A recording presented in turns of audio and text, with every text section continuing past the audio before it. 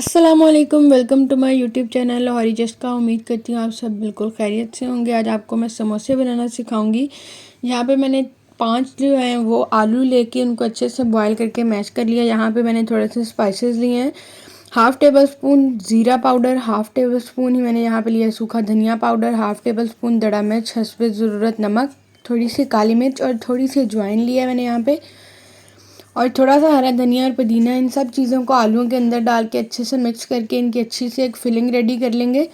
यहाँ पे हमने समोसा पट्टी ली है, आप कोई सी भी ले सकते हैं। इसको आप फोल्डिंग का तरीका देख लें, इसको आपको मैं दोबारा भी दिखा दूँगी। इसको हमने 2 मरतबा ही सिंपल सा फोल्ड करना है और हमने यहाँ पे जो है मैदे की स्लेवी सी बनाई हुई है उसके साथ हम इसको लॉक करेंगे ताकि ये खुले ना। इसके अंदर हम ज़्यादा फिलिंग नहीं ऐड करेंगे, अगर आप बहुत ज़्यादा फिलिंग भर देंगे तो आपके समोसे जो हैं वो फिर टूट जाते हैं। इसके अंदर हम बस नॉर्मल सी ही फिलिंग ऐड करेंगे और इसको अच्छे से ऊपर से बंद करना है। यहाँ पे आप देख सकते हैं जो मैंने ये स्लेवी से बनाई हुई है, ये बहुत थोड़ी ना ही ज़्यादा सख्त है और ना ही ज़्यादा पतली है, क्योंकि अगर आप ज़्यादा सख्त बनाएंगे तो वो भी रह जाती है कच्ची। यहाँ पे आप देख सकते हैं, मैं दोबारा आपको बता रही हूँ कि आपको इस तरह से इसको शेप देनी है और इसको समोसा जो है वो आपका बहुत ही बेहतरीन सा बन के तैयार होगा। चम्मच की मदद से हम इसको साइड पे लगा के इसको अच्छे से लॉक कर देंगे। लगा के हम थोड़ा सा प्रेस करेंगे ताकि जो है वो अच्छे से साथ चिपक जाए। इसके अंदर हम दोबारा से वैसे ही जो है नॉर्मल से इसके अंदर फिलिंग ऐड करके और समोसा जो है उसको बंद कर देंगे।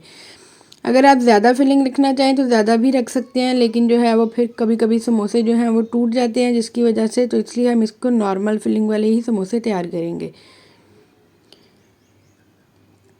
यहाँ पे आप देख सकते हैं कितने अच्छे से ये समोसे जो हैं वो बन के तैयार हो रहे हैं। शेप भी इनकी कितनी अच्छी और परफेक्ट बन रही है।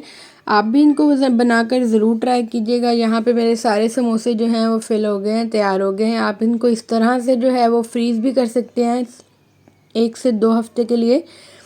जब आप फ्रीज़ करें तो इनको निकाल के फ़ौरन ही फ्राई कर लिया करें। यहाँ पे मैंने आपको ये फ्राई करके दिखा दिए हैं, कुछ मैंने फ्रीज़ कर दिए हैं, ज़्यादा थे हमारे से, तो इसलिए हम यहाँ पे आपको अब तोड़ के भी दिखा सकते हैं कि ये बिल्कुल भी नहीं टूटा और बिल्कुल भी इसकी शेप ख़राब नहीं हुई। बहुत ही मज़ेदार था। ये हमारी आज की रेसिपी की फ़ाइनल लुक है, आप देख सकते हैं कितनी खूबसूरत है। मुझे उम्मीद है आपको बहुत पसंद आई होगी। मज़ीद अच्छी वीडियोज़ के लिए हमारे चैनल को सब्सक्राइब करें और बेल आइकन के बटन को प्रेस करें। अल्लाह हाफिज़।